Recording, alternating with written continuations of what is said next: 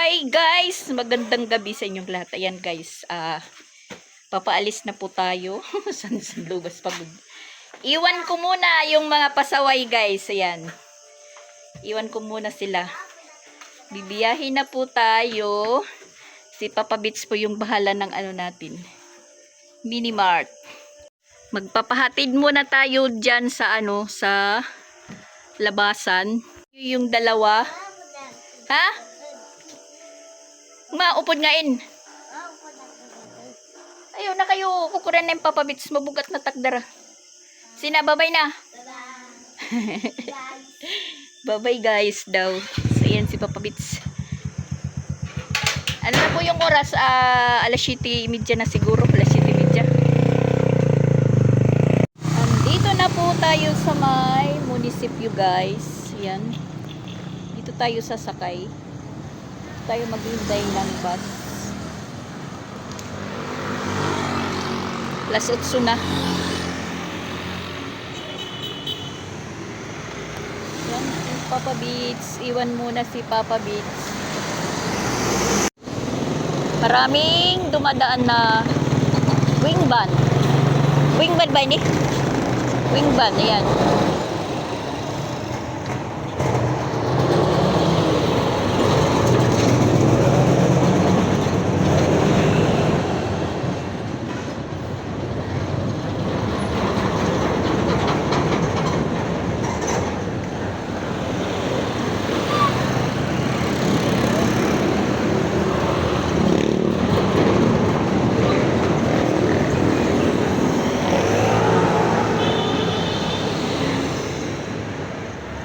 Taxi, masanay mo. Oo. Pag may taxi na dumaan guys, sasakay na lang ako. Kung walang bus. Taxi, kasi alas 8 na. Marami pa kasi tayong ginagawa, uy. Halos buong maghapon talaga. Di ko tinantanan na hindi po mag-clear. Sa barko na lang po tayo magpapahinga guys, sa barko. Sa pagmamadali po guys, kahit katatapos lang po natin maligo, pinagpapawisan na po tayo. Ayan, nakasakay tayo ng multi-cab. Nag-iisa tayong pasaheros. Buti na lang may dumaan na multi-cab. Kasi mahangin yung biyahe. Pacquiao.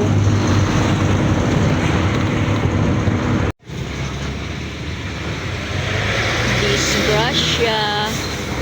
May na disgrasya. Na traffic kasi may disgrasya.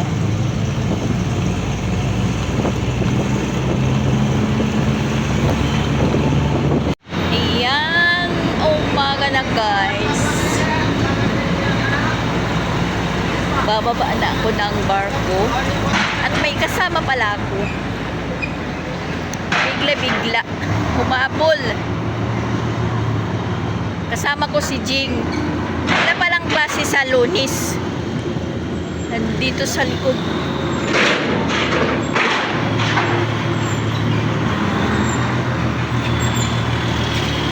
Na-traffic po tayo kagabi. Biyahe papunta dito, papunta ng dry dock. Si Jing nandun na pala sa sa port ng Danau. Chinat niya po ako. Sasama siya. Sasama siyang pag-uwi kasi wala palang klase sa Lunes, hindi ko alam. Yan si Jing. Baba na po kami ng barko.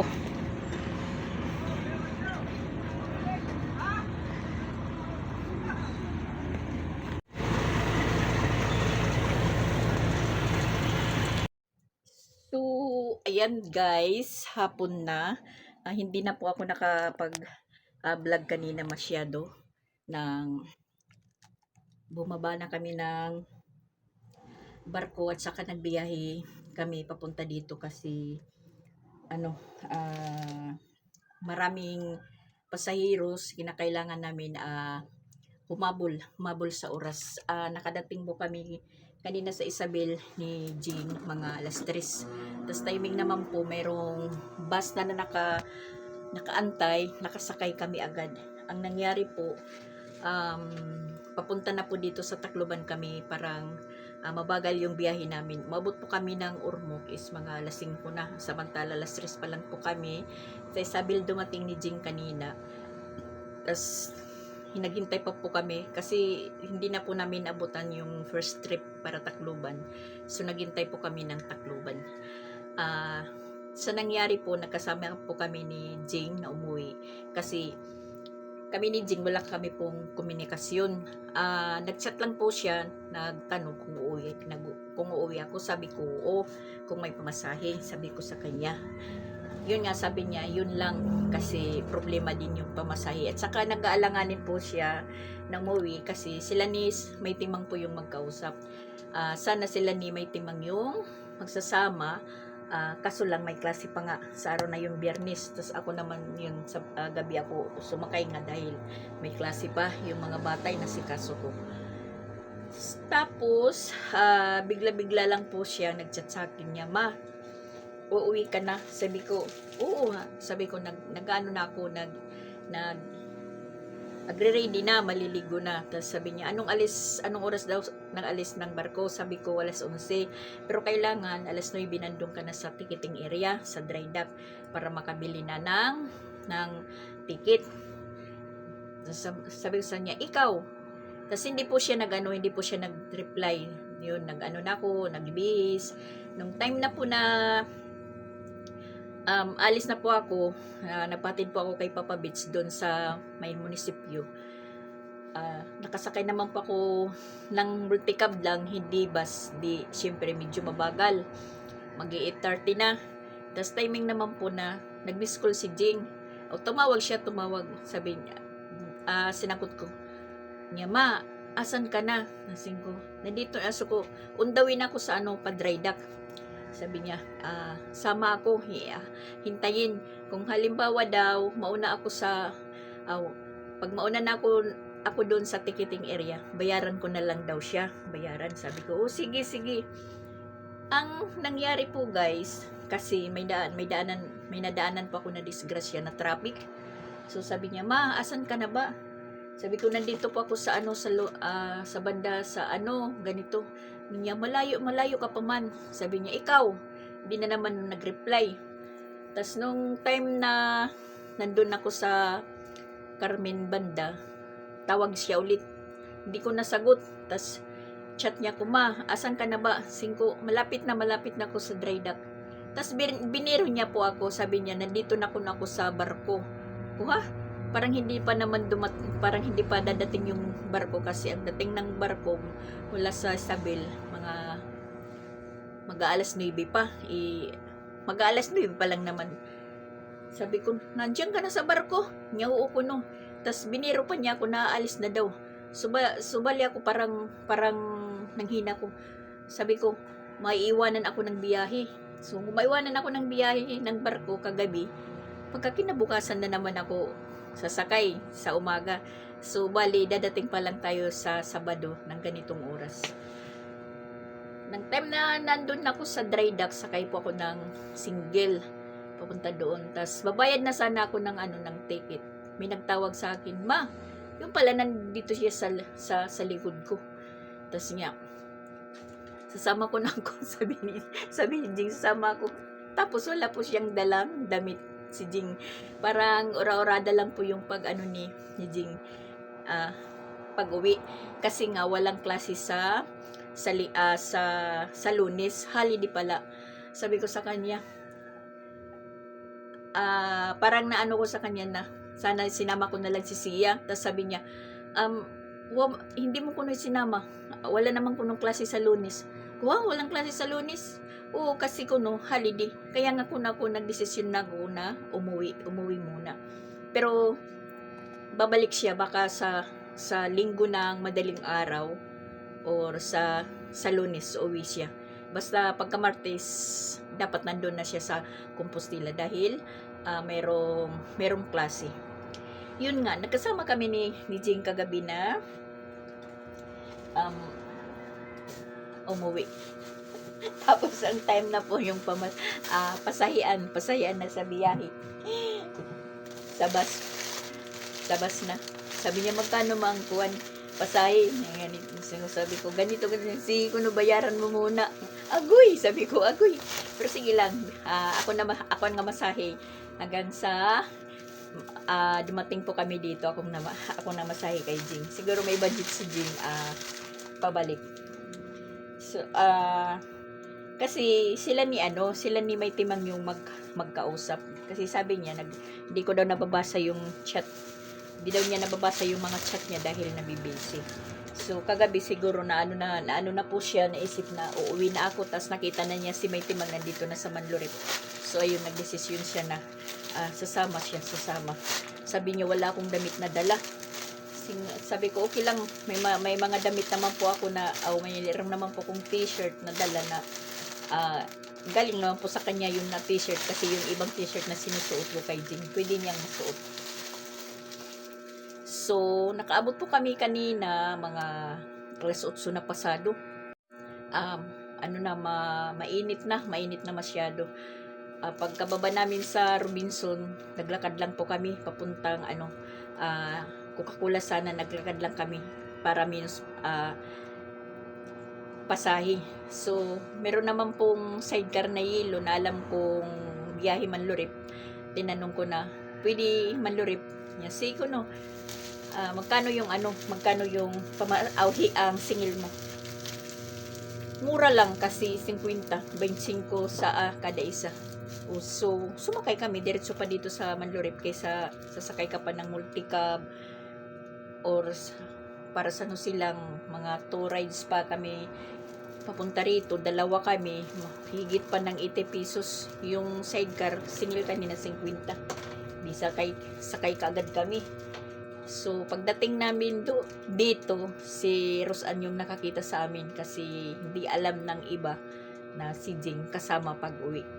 Na timing na naman po nga kagabi, nagporsige siyang chat sa akin ng chat. Sabi niya na, sasama. Kung sige. Tapos kaya, yun, nanap namin si May Timang. Tanong naman si May Timang sa akin kung saan na po ako banda. Sabi ko, sa na po ako. Tapos ang tagal naman ko na ng biyahe mo. Pagdating namin doon, tinanong namin kung nasaan si May Timang. Nandoon sa likod, may nagluluto siya ng munggos. Ginulat namin. Sabi niya kay Jing, nabayot ka. Tapos ngayon naman na oras po dito. Dito ako nahiga. Nagkawalay kami ni Jing kasi pagdating namin kanina, pinakain agad kami ni Mama Inday doon sa may patay. Tapos sabi namin, ano lang muna kami magpapahinga kasi magdamag walang tulog. Tapos yung mga puwit namin naninigas na sa kauupo, upo sa barko, upo sa bus, parang napupulikat na po yung natin, yung paa. So ayun, katapos namin kumain, sabi namin Mainday, magre-relax muna kami. Ngayon, na po yung oras, alas 4. Si Jing doon po siya nakapagpahinga kila Mama Pix. Tapos tinignan ko ngayon kasi bumili ko tayo kay Mama Pix ng shampoo, sabon, toothpaste, at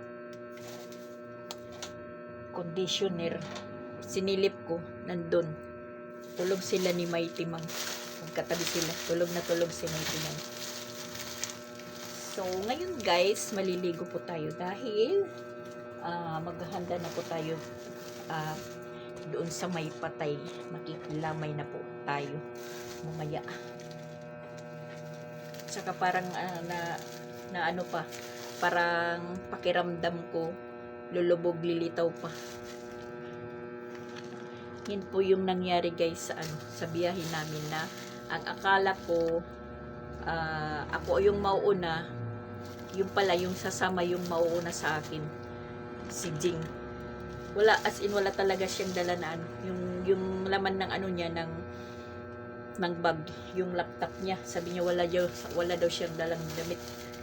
Sa tanong ko naman sa kanya, kasi marami kang labahan. Sabi niya oo, kasi hindi pa po ako nakakapunta doon sa Compostela nga dahil plano ko noon na magpunta doon muna sa Compostela. Si Jing pasyalan.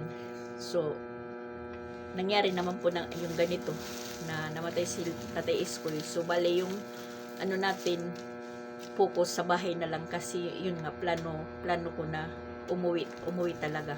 Umuwi. Kahit walang paniguraduhan na pamasahe. So, shout out po dyan. Wag na lang po natin kasi thank you na lang po, thank you.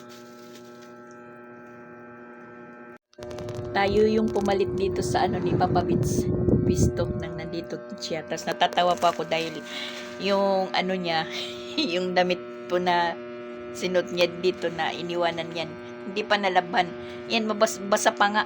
Kasi sabi ni Rosan, kasi nabutan ko kanina, maglalaba sana si Rosan. Yun, hindi nakapaglaba dahil puyat. Kasi sinisindan nila po kami ng picture. Umaga na hindi pa sila natutulog. Naglalaro pa sila ng bingo doon sa lamay. Yan, nagbabad lang muna siya. Hindi na labhan. Hindi pa nakapaglaba. Tapos pinicturean ko po ito kay Papa Bitsing ko. Sabi ko sa kanya, nandito pa naman yung binhisan mo. Sabi niya, hindi pa nalaban yan. Sabi ko, hindi pa. Kasi nandito pa. So tayo na lang po yan maglalaba. At saka nakakala ko talaga may klase sa Lunes, kaya hinandaan ko sila ng pangbihis Lunes at saka Martes. At yung naman, schedule naman ng libing is Merkulis. Ang akala ko naman Martes.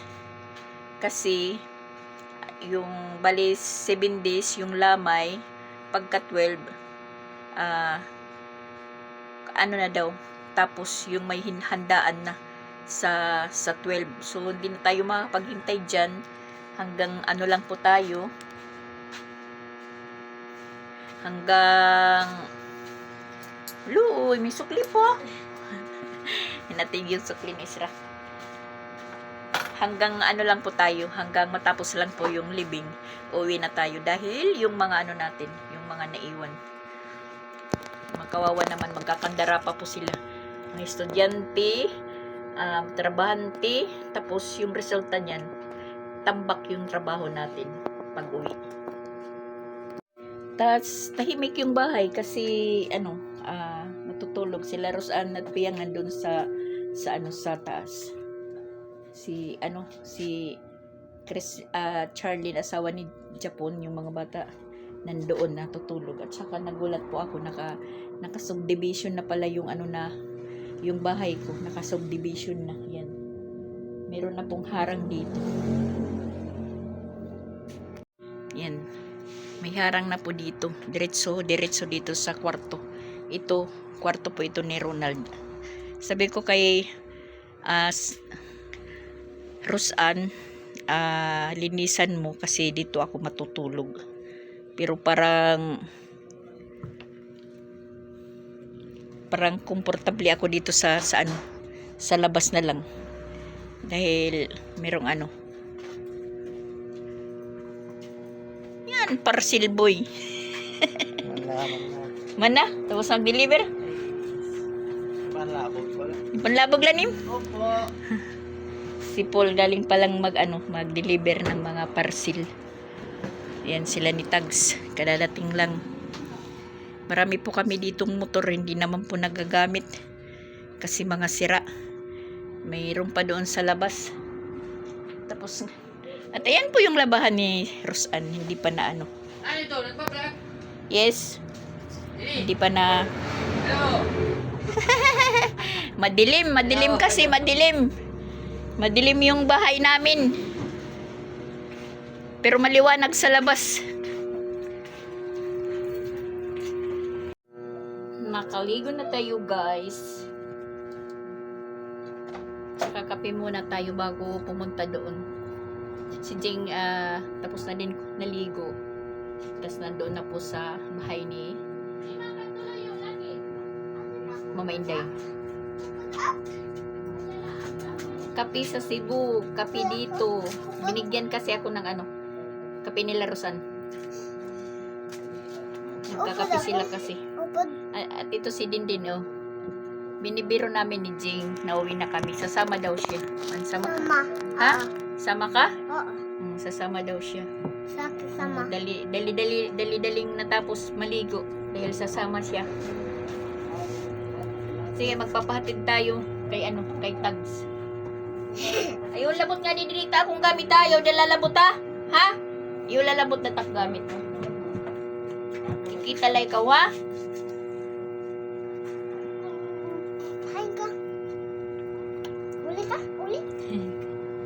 Satu ka barko. Ha? Barko? Dili pa kumakan to barko. Magat pa ko ang tatayis ko eh. Dili pa kami nauli. Ato pa kami kan tatayis ko eh. Yan, sasama silang dalawa. Sasama daw silang dalawa. Yan. Madilim. Si Pinsoy hindi ko pa nakikita. Siguro hindi pa alam na nandito ako. Kasi natulog muna kami. Nag-relax. Napagod kami sa biyahe. At saka guys, sinamahan naman po kami ni Tatay Iskoy dahil mayroon naman paru-paro na sumama sa amin habang nasa kalagitnaan po kami ng dagat tapos sa 10 oras ng gabi. May nakapasok po na paru-paro at saka dito sa namin gitna ni Jing lumapag. Talagang sinamahan kami ni Tatay Iskoy sa biyahe namin. Si May Timang naman kahapon sinamahan din. Paru-paro. Hato. Ha? Talagang inaano kami ni Tatay Iskoy. Ano? Ginagabayan. Malipilit. Pilit ko ito. Ito na po yung sitwasyon dito sa bahay. Hinati na nila, dito na banda kila Japon. Kwarto doon. So dito naman yung kay Ronald, yan sa legit din dyan. Madilim pa kasi hindi pa nagpailaw ng hindi pa nagpailaw ng Balay. ilaw. At punta na po doon tayo kila Mama Inday. Napakaliwanag pa yung labas pero yung loob namin is madilim.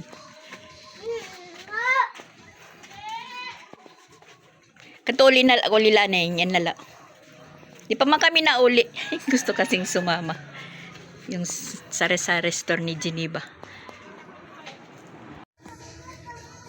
Yung aquarium nila, maganda yung isda.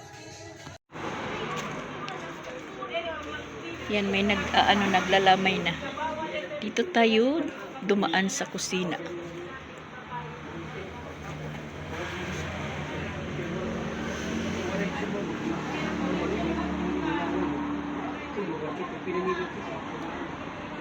Wala sila Jing at May Timang doon na andun pala sa simbahan nagpapa-schedule ng misa. Kada kapag dito, may naman day, nakatupa ka Manila, taga dito. May dahan niya ang bilog ko.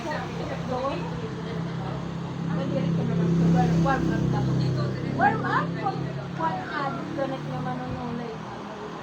Pagkadiri ka na po. Si May Timang po ang dito. Mayordoma. Mayordoma si May Timang. Yan. Ano? Pepirito? Pepirito. Kulang ang asiti.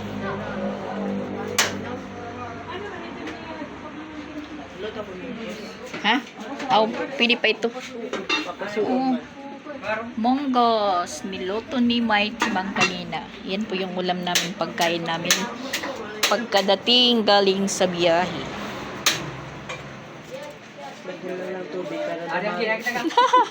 Lagyan ng tubig para dumami. Ha? Pagkabusog.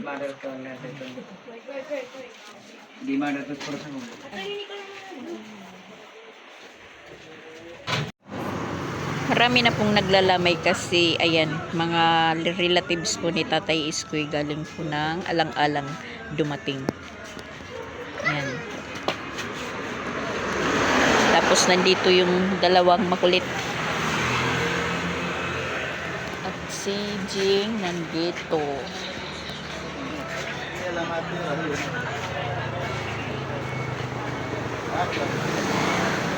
May trinatrabaho po siya, naglalaptop. At si May Timang, busy po. Busy si May Timang.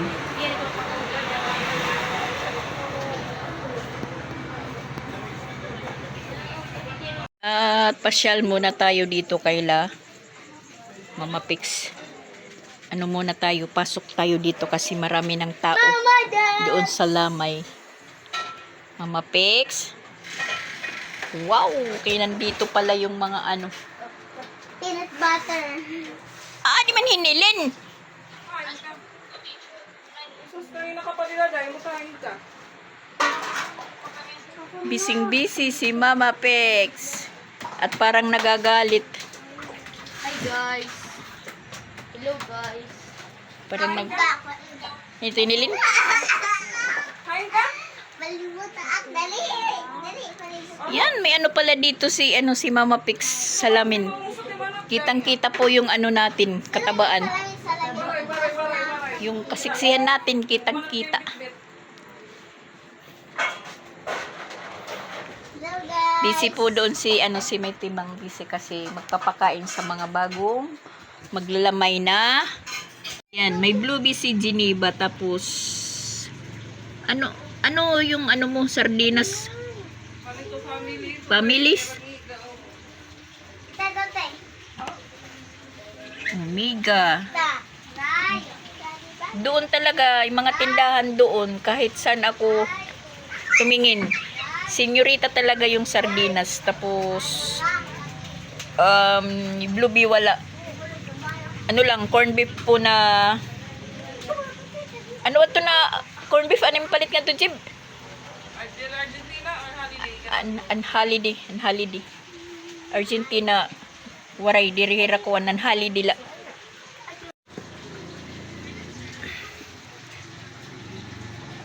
Kaya dinamihan ko yung pagbili kahapon ng sardinas. Tapos yung mga chicheria kasi yun po yung hanap ng mga bata doon. Pinuno ko yung mga mga bitinan ng chicheria.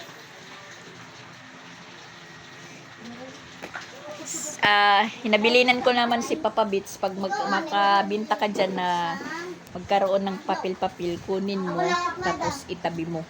Bali coins lang yung iiwan sa lalagyan ng binta. Yun, parang naman, parang improvement naman. Nagmamalaki si Papa Bits, marami po siyang binta. Kasi ako pag nakakabinta po ako, halimbawa 1,000, yun nga 500, binibili ko kaagad kung ano yung bibilhin, tapos yun nadadagdagan yung paninda natin na unti-unti po na kukumplito.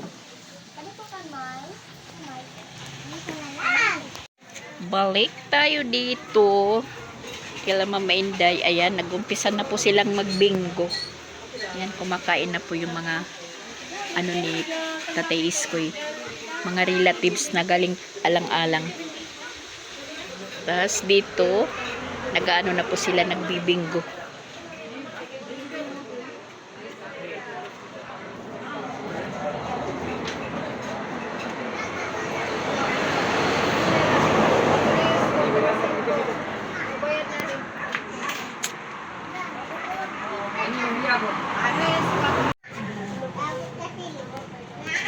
Bingo, bingo. Okay.